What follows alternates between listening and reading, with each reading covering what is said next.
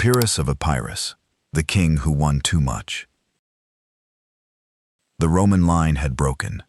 In the dust of Heraclea, in 280 BC, elephants moved through the battlefield like living towers. Roman soldiers had never faced them before. Horses panicked. Men shouted. The ground shook beneath the weight of animals, cavalry, and thousands of soldiers fighting for control of southern Italy. Pyrrhus of Epirus had won. But when the field finally became quiet, the victory looked strangely like defeat. Thousands of men lay dead.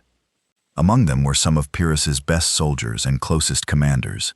He looked across the battlefield and understood something that victory could not hide. Rome could replace its dead. He could not. The king had defeated Rome, yet the victory had brought him dangerously close to ruin. That was the beginning of the story of the man whose name would later become a warning.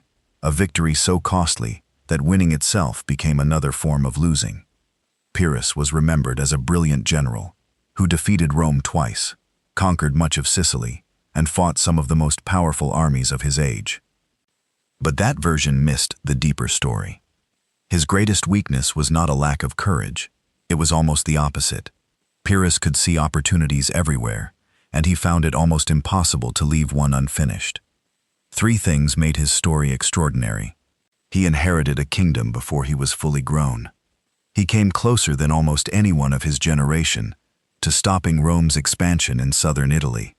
And in the end, after surviving armies, elephants, sieges, and kings, he died in a narrow street because of a single piece of falling stone. The question was not whether Pyrrhus could win battles. It was whether he could ever stop winning long enough to build something from them.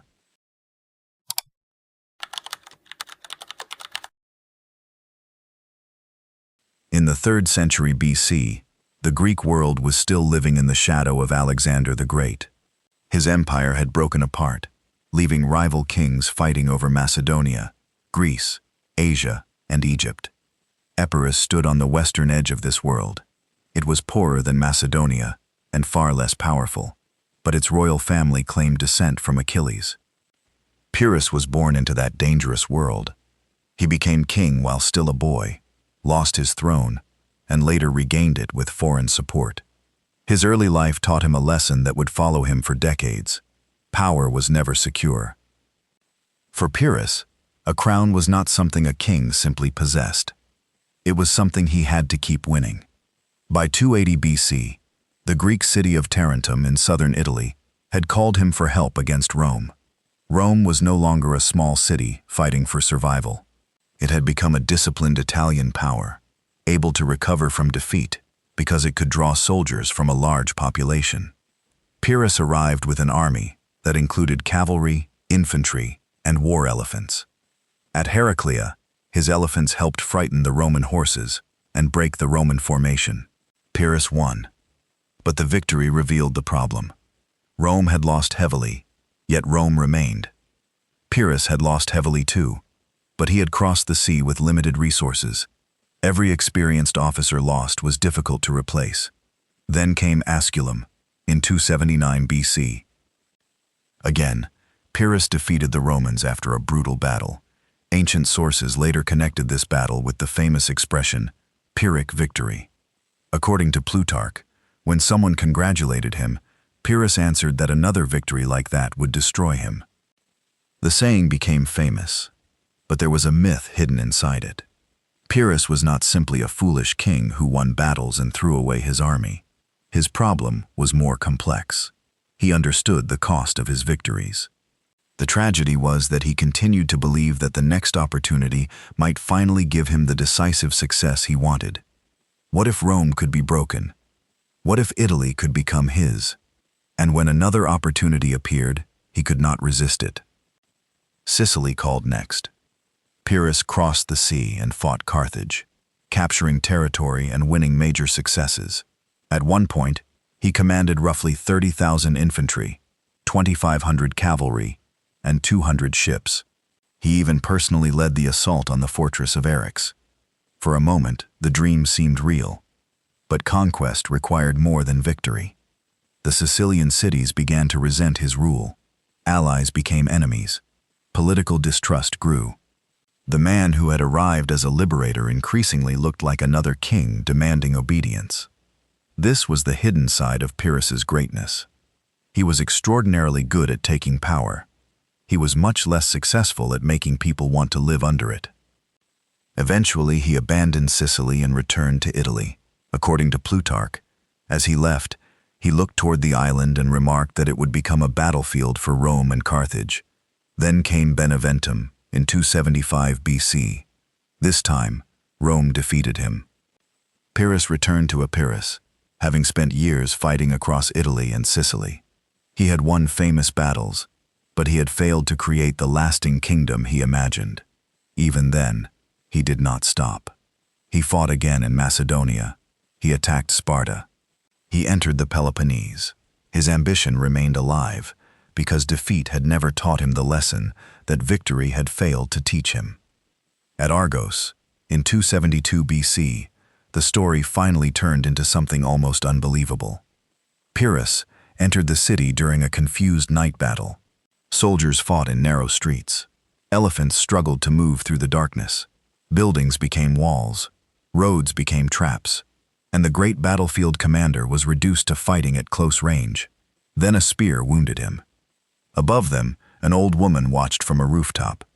She saw her son fighting the king. She lifted a roof tile and threw it. The tile struck Pyrrhus beneath his helmet, crushing the bones at the base of his neck. The king, who had survived armies, died in a street fight beneath a falling piece of stone. There was no final glorious charge, no great battlefield, no empire. Only confusion, darkness, and a single terrible blow. So was Pyrrhus a failure? Not exactly. He had been one of the finest commanders of the Hellenistic age. His victories against Rome showed that Rome could be defeated in battle. His campaigns also revealed the enormous difference between winning a battlefield and winning a war. His greatest achievement was also his greatest warning. Pyrrhus had possessed courage, intelligence, ambition, and extraordinary military skill. But those qualities had never been enough. He repeatedly gained something valuable, then risked it for something greater. His tragedy was not that he lost too often. It was that he could win and still remain unsatisfied. That was why his name survived. The phrase Pyrrhic victory eventually became a way to describe success that carried such a heavy price that the success itself became doubtful. The idea came from an ancient king whose victories against Rome had been real, even if they could not secure the final result. Rome survived Pyrrhus, and Rome continued expanding. Pyrrhus did not stop Rome, but his campaigns became part of the early story of Rome's rise beyond Italy. His life also became one of antiquity's clearest examples of the difference between military brilliance and political endurance. He had won Heraclea. He had won Asculum. He had conquered cities in Sicily. He had challenged kings. Yet history remembered the cost more clearly than the victories. The king who seemed impossible to defeat was finally defeated by the very quality that had carried him so far, an inability to stop. And perhaps that was the real meaning of the Pyrrhic victory. It was not simply a victory that cost too many soldiers. It was a victory that made the next victory necessary. Pyrrhus began his life fighting to recover a crown. He ended it fighting in the streets of Argos, still reaching for another opportunity. The question remained: was Pyrrhus destroyed by his ambition, or was his ambition the very thing that made him extraordinary? And if every great victory demanded another, when did winning finally become losing? If this story revealed a side of ancient history that usually remained hidden behind famous battles and famous names, the next forgotten king may be worth following too.